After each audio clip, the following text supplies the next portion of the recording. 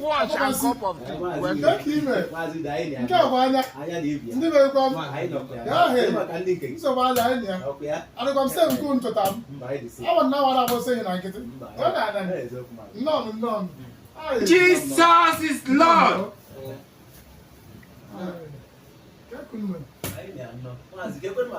anyị nọkwara kụmbere ma dịkwa nse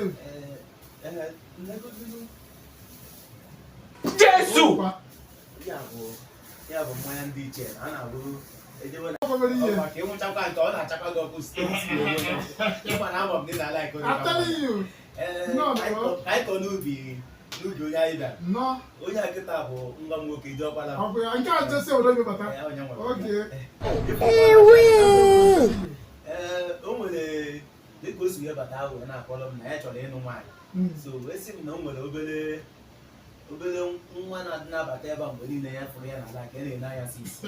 so na ya bụ nwa bịa chaba anya ọ bịa kọwachalụ m mgbe si ya na ịbụkwa na ezigbo mmadụ na ịbụ ezigbo ọyị nwoke so na ịbụ ezigbo mmadụ na ọ ya adị mma ka anyị na-aga ịga ọgọ na nwa gị nwa ndị ka m si afụkwa ya na ezigbo nwa bụ ya so ọ ya efit nwa m nwoke nnọọ unu agara onye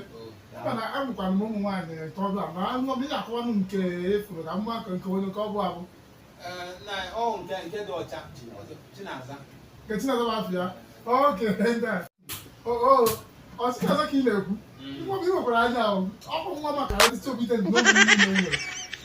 nwa na-akasị ike mgbe ọbụla nwa nwere n'uche mgbe ọbụla ọ na-agụ akwụkwọ nsọ ihe satọdee ịba ha na-eme onye mbabata nwa m o ada Ada Sir? Okay, ada ọ nọ n'ime ọ otu ọ ka a si ebe ebere ncha eziokwu a na-ebe ncha idekwa ha na ndị mọnkụ ije omete na odificha chapel a na-ebe nche ọ na-ebete n'ime ozi mgbe nsogbu adịghị ka ndị kpọtazi echi na-aza na ya kpọpụta ya na Chineke azago m ebere chikwaka ọrụ ebe gị dị mba nwa nwaanyị ọ na-ebe nche na ebere sista Mary na-ebere ka ha na-ebe ka m kpọpụta ya ndị ya na-eche ebe a ewuo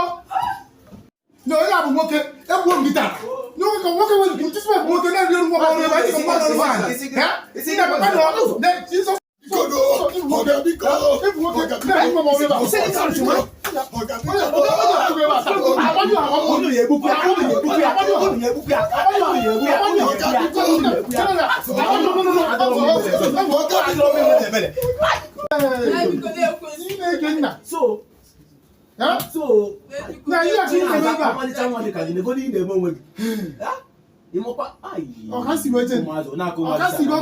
nwa m bịa ka anyị na biko bịa ka anyị na ya anụchago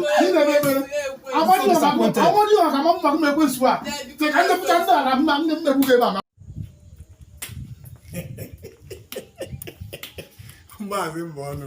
nna ahụ ọ kwela nke ya biko folozienu